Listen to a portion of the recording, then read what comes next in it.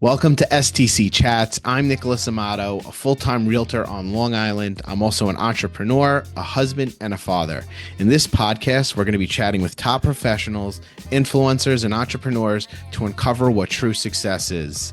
The journey, the mindset, and living life on your terms.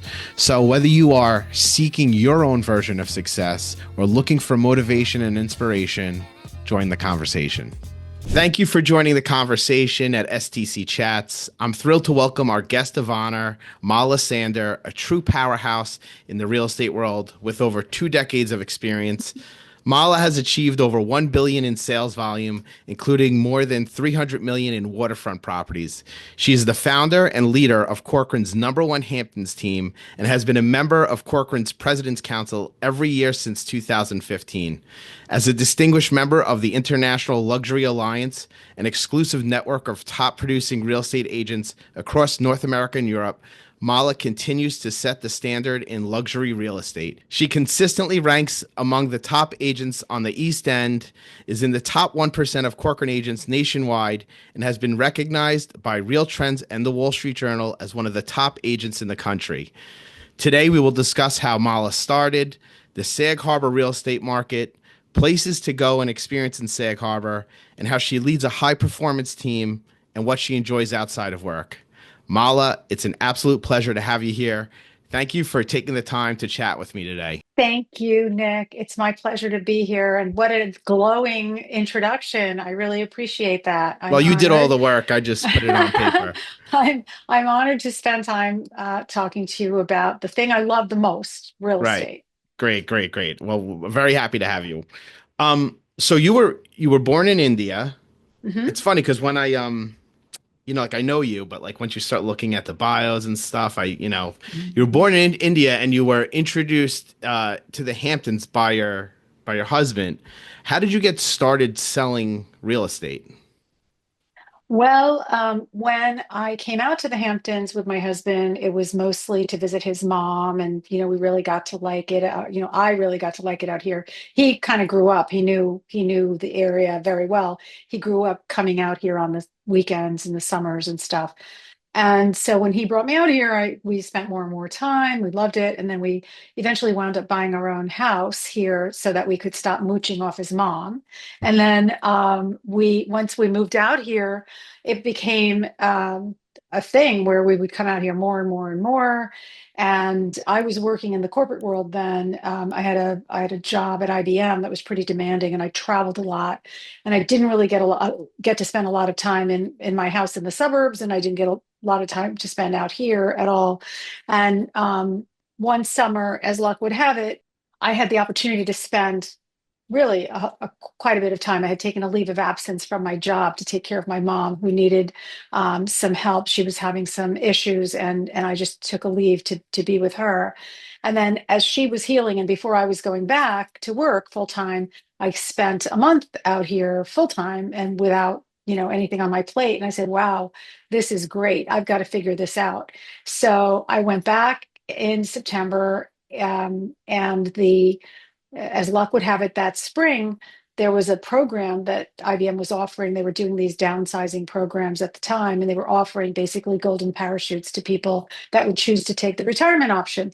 And I was like, count me in, I'm in. And they're like, oh, no, no, not you. You can't leave. And I said, oh, yeah, yeah, yeah, I'm leaving. So I came out here, quit that job, sold that house, moved here full time. And then I started getting involved in the community. And I was in the world of marketing. In my job, I was the director of sales and marketing for software products for small businesses.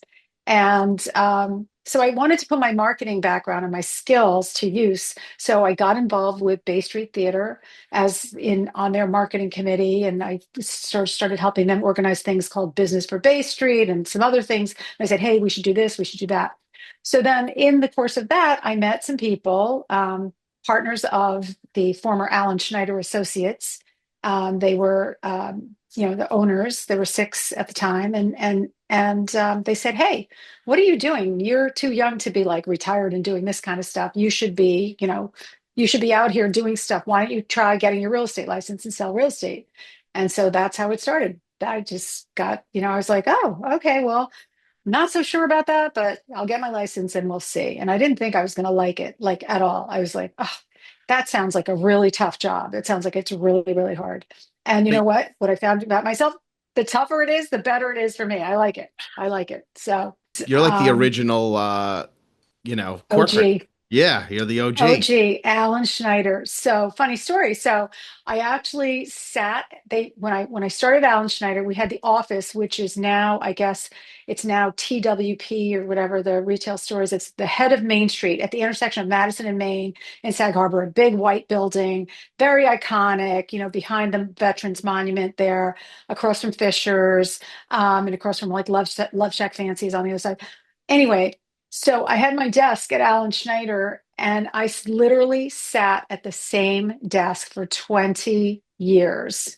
Well, I should say 15 years until so sitting at that desk, Corcoran acquires, stayed at the same desk, and then Corcoran, the lease was up, and we moved to our now location at 35 Main Street. And but that office got built right during COVID. So right before COVID. So I was at that one desk from 2001 till 2020. And then they built the office during COVID, and I spend really a lot of time now more in my home office than I do in the Sag Harbor office because COVID just changed everything, and how people work.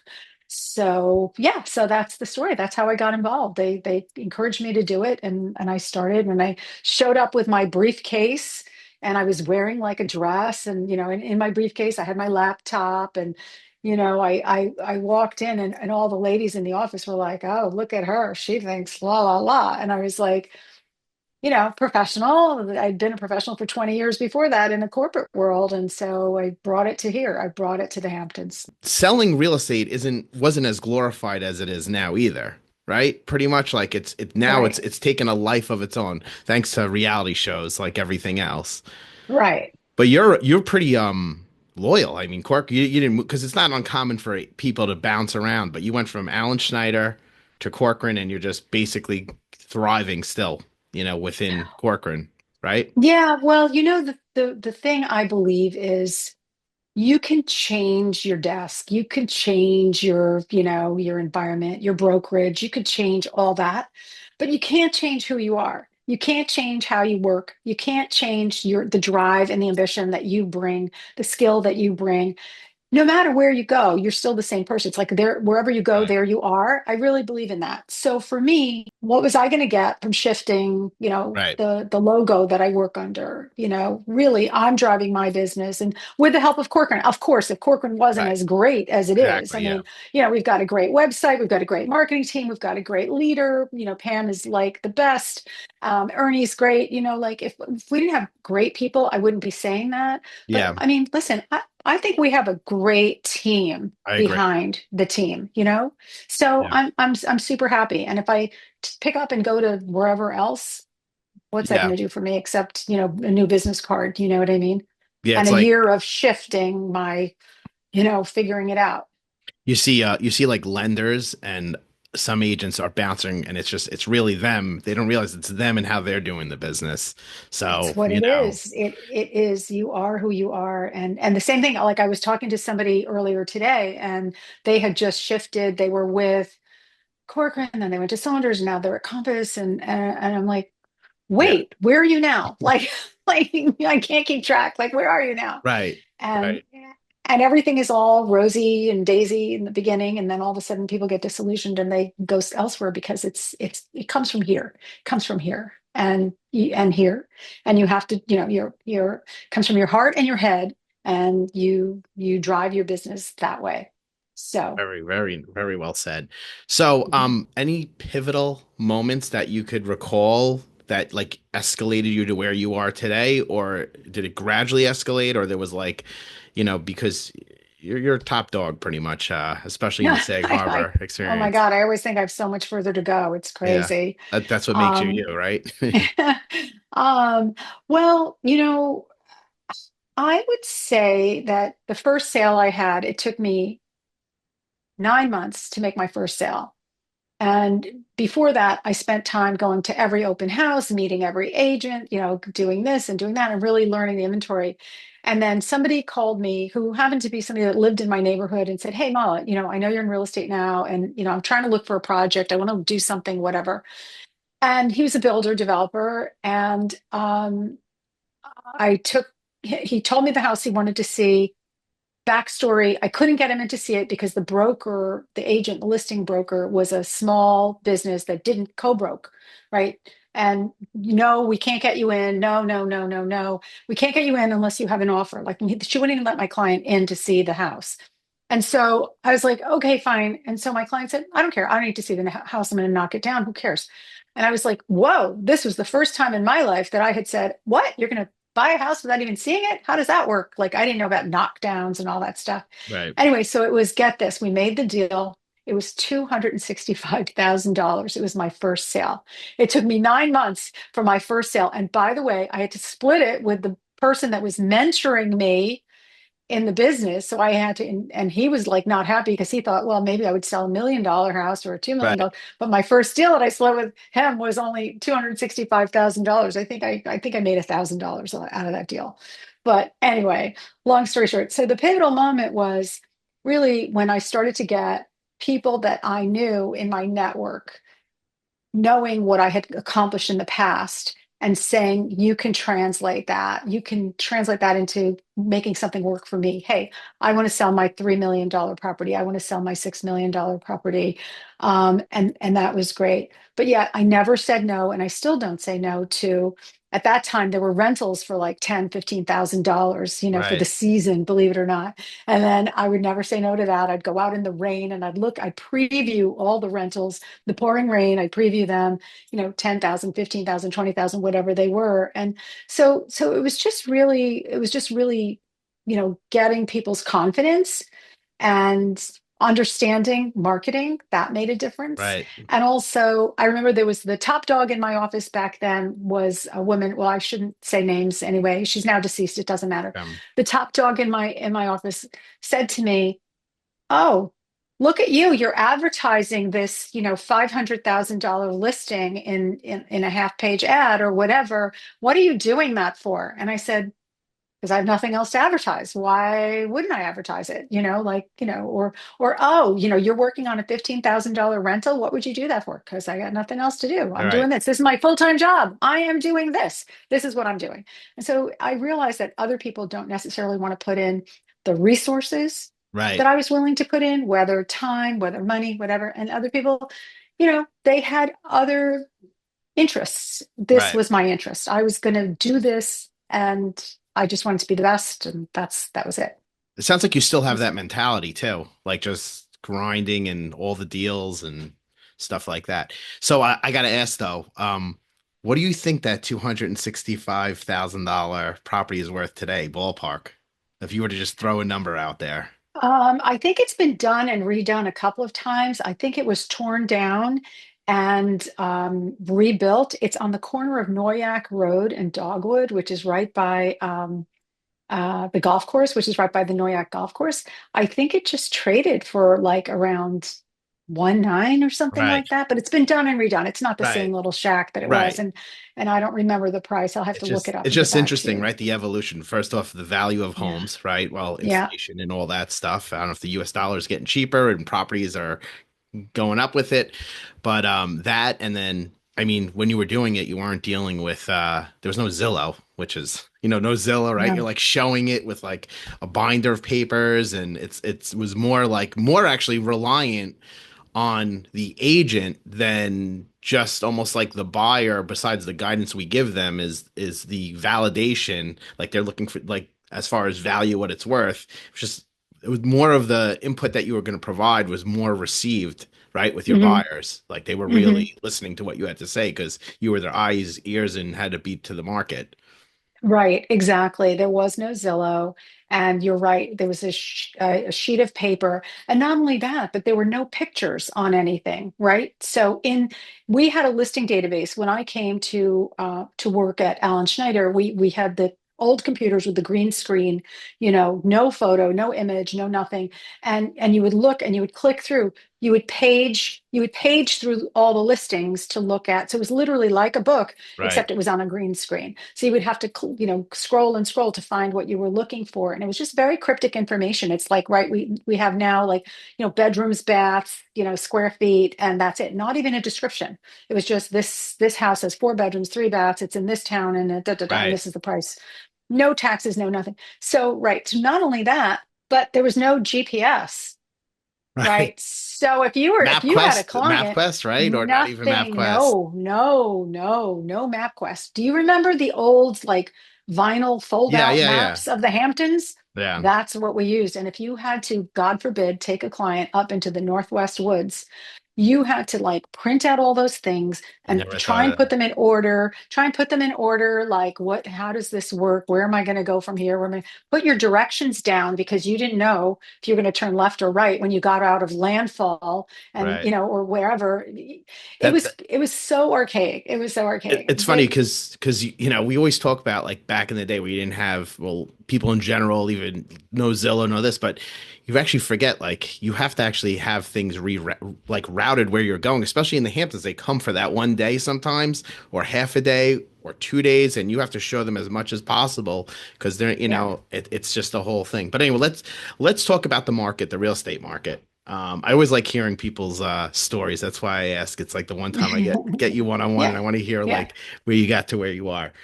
So you service everywhere, pretty much all over the Hamptons in the South Mhm. Fork. So, but I want to focus on Sag Harbor because, like I said before, before I recorded this, is you're basically I look at you like the Harbor queen. You like all of that's like Remember your the first deal we did together was in Watermill South, right? Watermills. No, Southampton the Southampton Village. Village, Southampton Village. Southampton Yes, Village. yes, That was a beautiful Southampton Village. house. That was the Yeah. first deal we did together.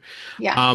So what are you seeing in the sales and like the rental market in Sag Harbor? Interesting. I think rentals are on fire right now. We are so busy with rentals. We have easily tracked over 50 rentals, and I've lost track. I mean, I can't even like keep up with my spreadsheet or whatever. And I enter stuff into my own, spreadsheet and tracking mechanisms and all that. So the rental market's So on fire. the rental market's on fire.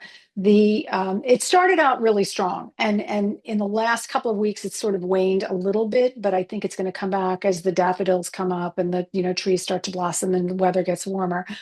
I think that it will be a good rental year, all in all. Sales are tricky because there's inventory, but much of the inventory that's been out there has been out there for a while, and it's because it's not priced properly or whatever. The things that we are bringing on that are priced well, when I say, look, this is the price that I think you should go out at, and they go out at this price, we are knocking it out of the park with that. Things that are trading at asking or very close to asking. I do have some sellers that are, somewhat optimistically priced, but we're not getting a lot of bites. And I don't know, you're probably experiencing the same thing. If something's optimistically priced, buyers are looking at Zillow and they're looking at other Right. things and they're saying, this doesn't make so much sense. Nobody's buying that so fast, and I'll just wait. So we're seeing that. But occasionally I see someone now throwing out a bid where before people wouldn't. And I just made a deal on something where somebody just sort of lobbed a low bid. We'll see where it goes. It's not, Right. but I think we might get somewhere with this person. When you're saying like it moves quick, is it days on the market? Like how many days on the market? If you list it quick, like if I list something and it's priced well, meaning the seller listens to me, it's gone within like hours to days. For the Right. Hamptons, is it the same or is it like, a month, 2 months? What are you seeing as far as that? No, it can be a week, 2 weeks, or Right. 30 days. I would say that's pretty Right. fast. To a deal and a contract, because it's a discretionary market for the most part. Where you are, it's a primary market, right? Yeah. Most people are not buying second homes in Nassau. They're Correct. buying homes because they need to have a home. They're either upsizing, downsizing, kids in school, whatever, outgrowing where they are. But here it's like sometimes people have this is going to be their second home, their third home, their fourth home, and they're in California, they're in London, they're in Marbella, they're in Right. New York, wherever they are. So it's purely discretionary. So people, first of all, have to get out here to come and look. And then, so that takes sometimes a minute. And then they make the deal, and they, then there's the whole process. But I do think that the other thing that's interesting about my market versus your market is open houses, right? You have an open house, you're flooded with If it's people, priced right? right, yes, yeah, If yeah, it's priced right. We have an open house, and yeah. even if it's I priced right, remember. it's like, hello, anybody Yeah. home? It's like, That's all I used to do was the Hamptons, and I've evolved. You get married, your wife's in the city, and hmm, teaching in the city, and then your NASA and I do the commute not as much, so it's really specific. If my family is doing something in the right, Hamptons, but it's funny because the deal that we did, I think it was like the heat of COVID. It was like the start of COVID, I believe. So when I it got that was listing, I anticipated, okay, I'm going to be, figure, I think that was like 7 million or whatever the case may be. I was like, seven, all right, yeah, it's going to be on the market for like prepare like 6 months to a year. That was like normal standards. And then all of a sudden COVID happened and everything went crazy. And that I feel like right, at that point that's when the shift came as far as whether you priced it right. If you priced it right, it would just move substantially quicker. There was such a right. major shift in the real estate market. Right, it was. I mean, COVID was a whole different thing unto itself. So I saw when I so I saw a similarity, the COVID market, to when I first started in the business, which was 2001. And right after I started, 9/11 happened. Right. And the phones completely stopped for like 30 days. Like the phone did not ring. Everybody was in shock. Everybody was in mourning, for like what had happened to our city and all that. But right after that, what happened was that sort of just November, October, November, December, everybody wanted to be in the Hamptons. Everybody wanted to get out of the city. They didn't feel safe in the city. The air quality wasn't good. They didn't feel safe, all the things. And everybody wanted to move out to the Hamptons. And so prices went up and up. And then that continued on from 2002 right to 2007 when everything started to quiet down. And then the market crash of 2008, right? So we Yeah. saw that happen. And then, it sort of, it didn't really pick up again until 2011, 2012. And then all of a sudden, COVID. And then, boom, it was Right. wild again, Wild. right? So I saw It the same stayed the thing happen. pricing. Everybody, yeah. And everybody moved out here again. So you had a second wave of families coming out. So what happened was, it was really interesting. What happened was that the, um, the market, the community in 2002, 3, 4 exponentially grew. The full-time community changed a lot. You had better year-round services. Restaurants stayed open longer, shops stayed open longer, the schools got better. People were paying more taxes, so the schools, got better. And the same thing is happening now with the Right. 2020 people. It's a different generation, like Right. weirdly. It's like almost like a half a generation. And it's just improving. So it's great to be here year round now. Whereas when I started, you literally Tumbleweed Tuesday was a thing. Like Right. literally, the day after Labor Day, everybody was gone and nothing was open. And now it's Tumbleweed Tuesday isn't even a thing. It's Yeah. like, Well, it's still Sag Harbor busy. is always, I feel like Sag Harbor is always kind of the area that's sought after for full-time residency a little bit compared to some of the other Hamptons towns, right? Yeah. Yeah. It's interesting.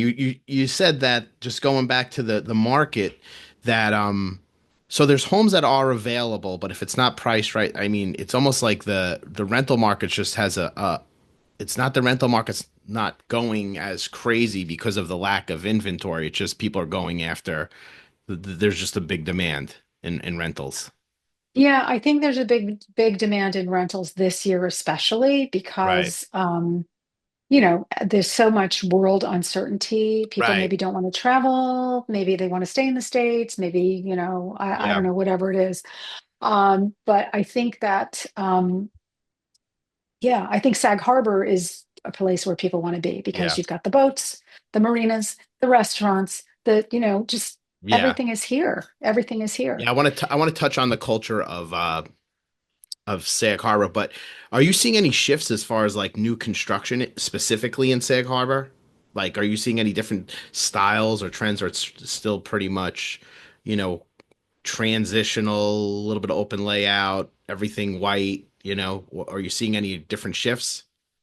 Yeah, I mean, Sag Harbor, it's interesting because in the village you can only do so much. In the Right. village, it has historic view, right? But if you come outside the village and you go to, like, say, North Haven, or you go to Noyak, and the outskirts of the village, I am seeing a lot of that white with the black, all the black windows, all of that is being built with the open layout and all that.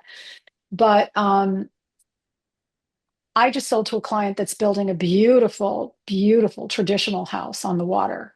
End Two user clients or a actually, builder? two end users, both end users. Yeah, building gorgeous. They're both building traditional houses, to take advantage of the water views. Lots of windows, of course, but traditional. And I was surprised because I thought both of those lots would go big modern, but no. Yeah, but you know what it is also, I feel like people are converting back to traditional just for the layouts because a lot of people are home all the time and they almost like want their own little privacy. That's probably why too. Yeah.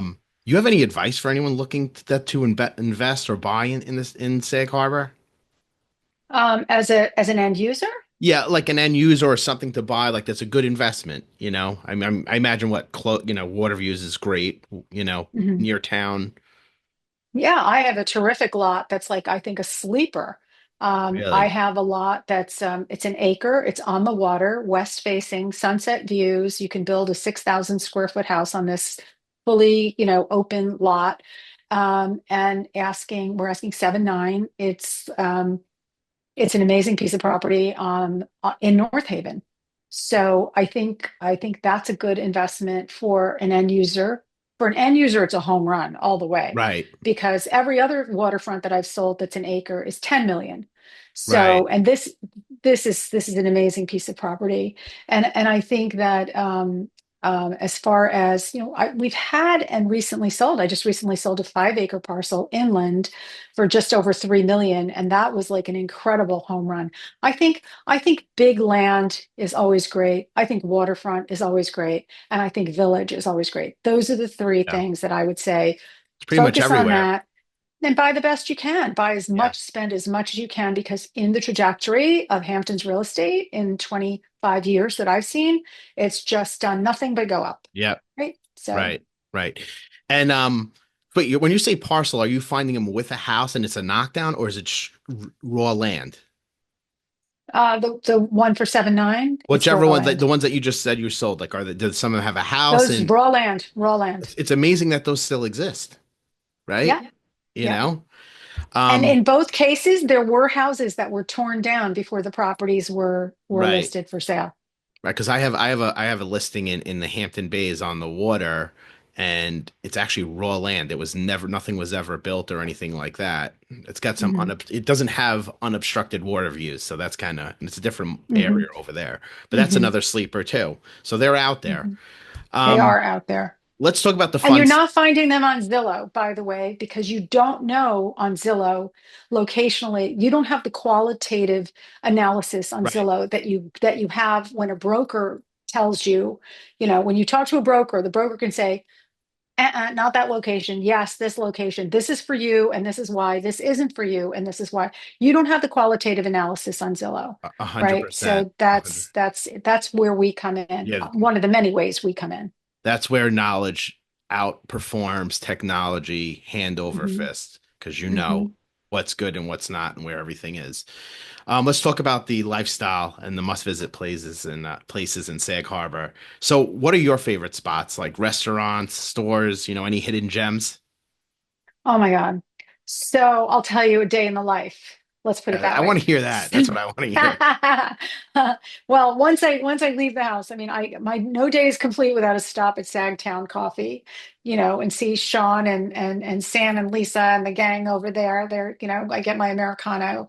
And then if it's not Sagtown, it's Carissa's. But I have to stay away from Carissa's because the breads and the confectionaries and all of that stuff is so insanely irresistible to me, so that I have to, like, kind of stay away from it.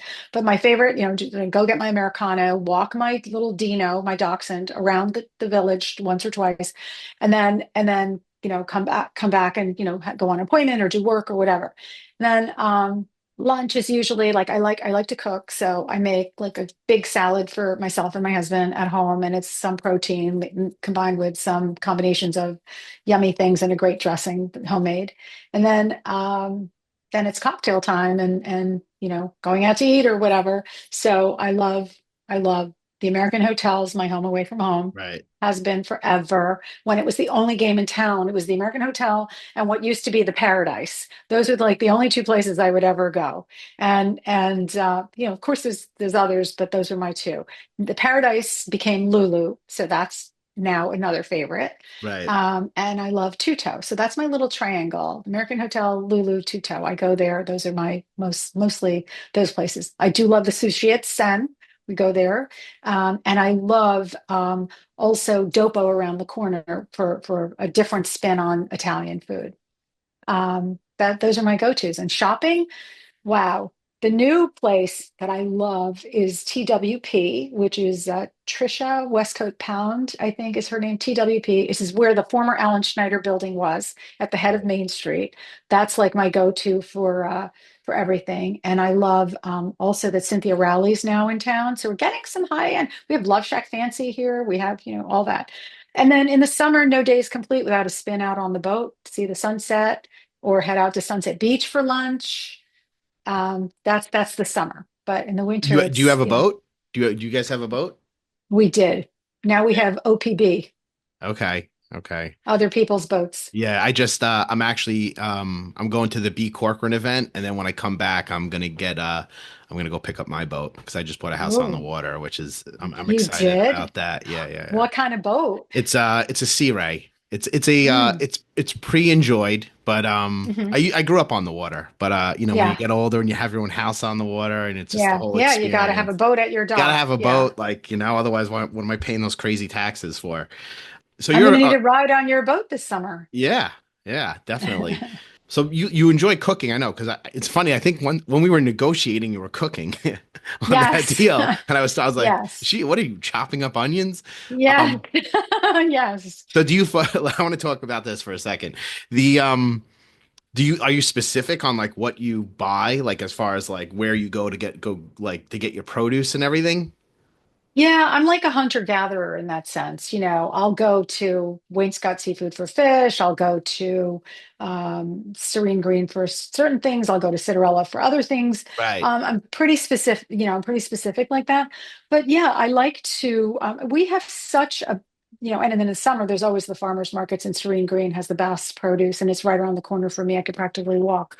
But yeah, I think the fresher the ingredients, the better the prep, the better everything, and like last night, I last minute I had five people for dinner, and I made what could I do that was easy because I was like so busy and I didn't have time to chop and do all this right. stuff.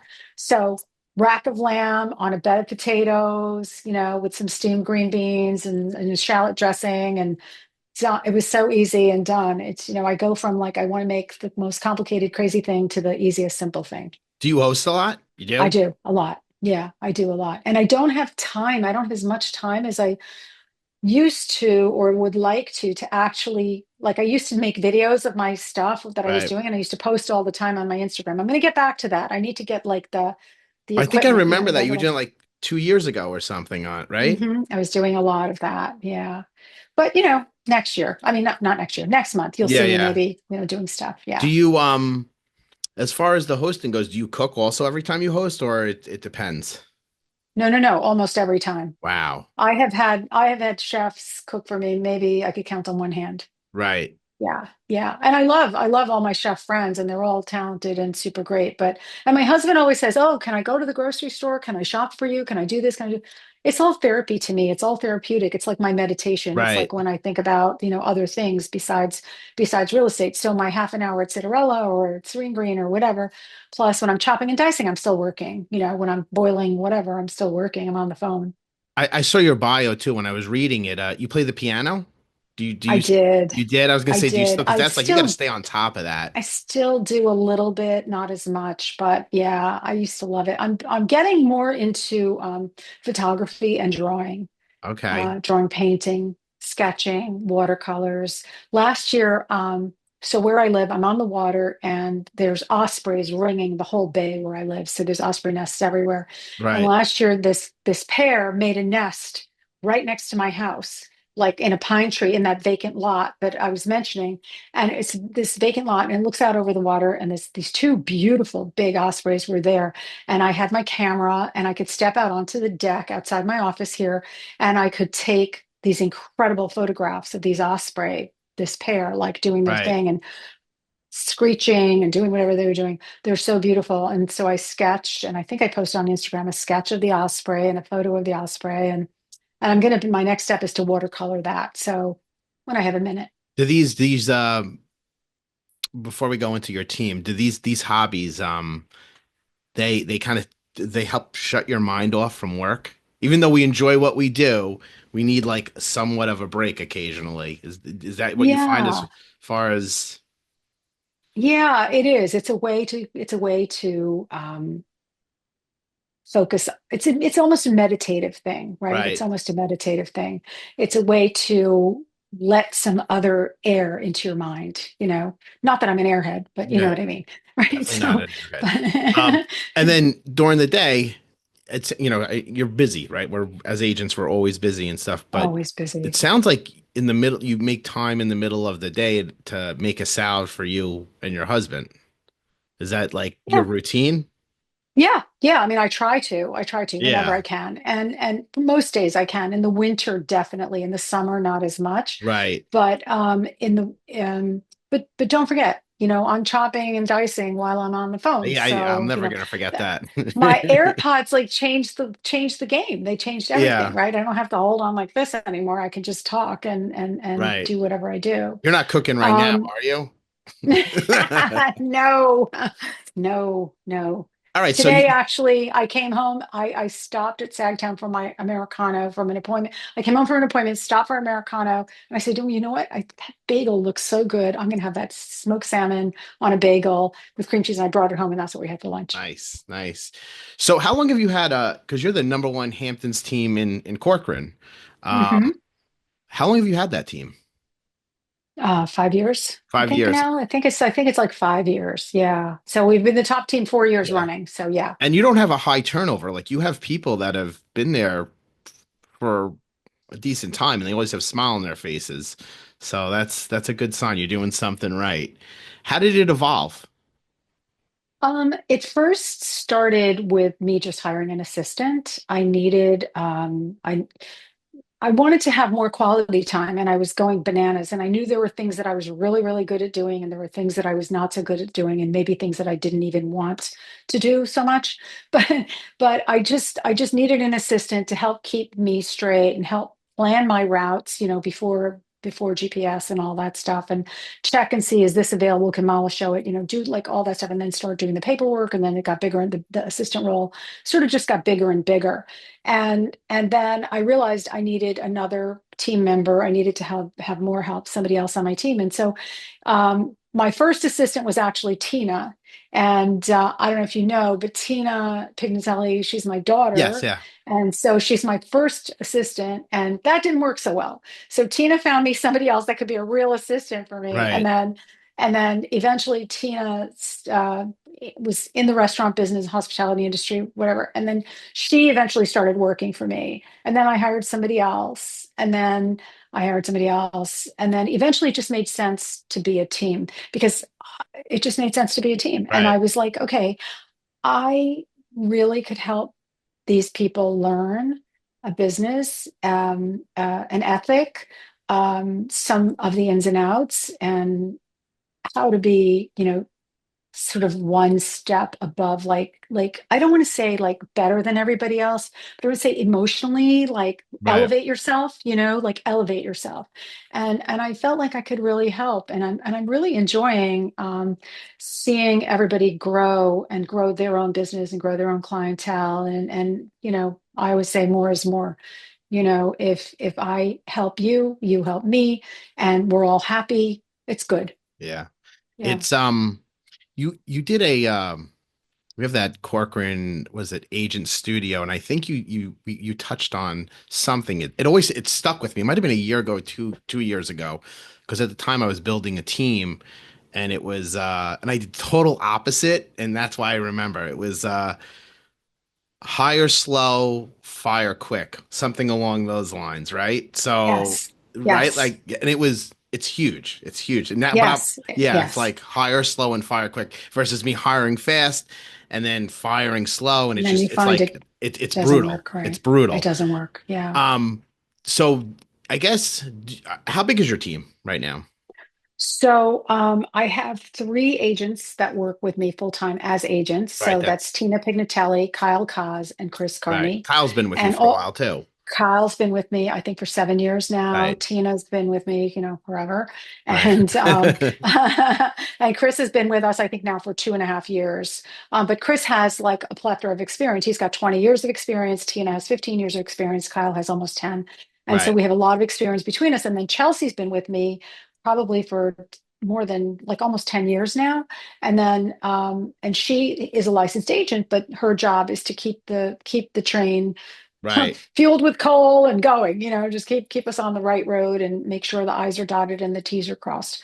Because we're all so busy scrambling doing the Right. business that if you don't do the other part of it too, then you could get really messed up. And so Chelsea's job is to do that. And then the rest of us just barrel on, and we're a great team because we really do cover for each other, we support each other, and there's no ego involved with who's who and who's where and whatever. We So all bring in business, we all attend to the business. right. So you're answering the question I was going to ask. It sounds like it's a collaborative effort, but they also, they can also grow their business within the business. Absolutely. That's what I'm here for. I'm Yeah. here to help them grow their business. But It's kind of like a teamerage concept. Think of it like that, yeah. except I'm not as big as, some of the other ones in the city. I don't need to be. Right. But I think my job is to really be there for them, advise them, mentor them, and help them grow. I mean, that's what I see as my job. That's that's a great team because you either hear one or the other. Like they're an extension of their team. They're just like allocating the work to them to lessen the load, or the team members are just bringing in the business. But you like have the Mhm. perfect balance. It sounds like. Yeah, I mean, I don't know that it is a balancing act, Right. but I think that it always evolves. It always evolves, based on the needs of each individual team member. Somebody needs more help, somebody's bringing in more business, somebody's, whatever. Right. But there's no question that with my background and my experience and all of that, there's no question that I am driving a lot of business in all Right. directions. But yeah, I mean, they are learning to do it too, so it's great. All right. And I'm really happy for them. So we touched on your hobbies, but is that how do you manage the work-life balance?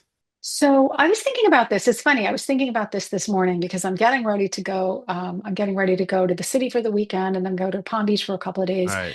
And the way I see it is like I work 7 days a week. I Right. there is no day off. Right. And I'm up. I start at 7 and I'm working, I'm available and readily accessible pretty much till 7:30 when I'm at dinner and then I just turn off. Right. But I mean, so it's 7 days a week, it's 12 hours a day, it's a lot. And I feel like the thing to do sometimes is to just get out of Dodge and just say, okay, I've earned, a 5 day vacation, or I've earned, a 7 day vacation, Right. or I can go away for 2 weeks, say wherever, Palm Beach, St. Bart's, or wherever we go, and but I work from there. So the balance is we're in a beautiful place and we're doing things, but I'm still accessible, and the balance is my team. And that was going back to the original. I was hiring an assistant because I wanted better work-life balance. I didn't want to do everything all the time. So the Right. team really helps us all have a little bit of balance. It's great. And the vacation sounds like really kind of the real like release from work, right? And you're planning it ahead. So that's Ideally, ideally, I mean you're until the phone rings and, it's it's yeah, the it's client funny. that says, I'm coming out tomorrow. Can you Right. show me 17 things? It's like, Always when you're going no, away or right before it's you're going it's away, always, you yeah. know? Um There's this saying in our business that if business is slow, just go away. yeah, yeah. Um Then that'll change fast. all right. So I mean you pretty much covered everything. Even just by you talking, you kind of zoom through all the things I wanted to cover. So you're like a real pro and natural to this. Do you have any advice for like aspiring real estate professionals or entrepreneurs? Really just get as knowledgeable as you can about every aspect of the business, and whether it's just the real estate inventory or what the zoning laws are, Right, who are the best builders, who are the best, resources for your potential clients. I think you just have to be like an encyclopedia of knowledge, everything to do with your community that you want to service, and you need to be the go-to person. That right. means you need to know about inventory, prices, trends. You need to know about, restaurants, where's the best go to this, where's the best go to that, who do I call for this? I think that's the you got to do that. That's the minimum. And Yeah. then it goes from there.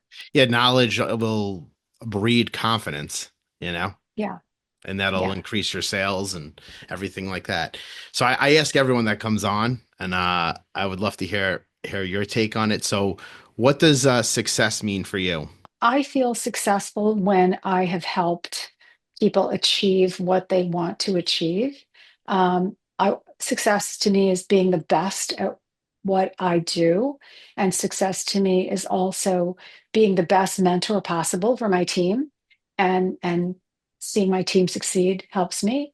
And then obviously having a great work-life balance is success. Like they say, when on your tombstone they're not going to write, I wish I had worked more days, or Right. I wish, you've got to balance that. 100%, 100%. So, this was a great chat, and thank you for Thank you. sharing the insights. I was when you said yes, I was pretty pumped. Oh, So, thank you. I so really bef appreciate your asking. before we wrap it up, how can they contact you? So my email is msander@corcoran.com. That's my email. And you can Google me, Mala Sander, or you can call me, text me, 917-902-7654, or you can find me on Instagram, Mala Sander. And again, I really appreciate your time today. I look forward to seeing what's in next Thank for you. you and your team. Thank you so much, Nick. It was my pleasure. That's a wrap. I hope you like this episode. Don't forget to subscribe, like, and follow so you don't miss any of the other episodes coming up. Until then, I'll see you next time.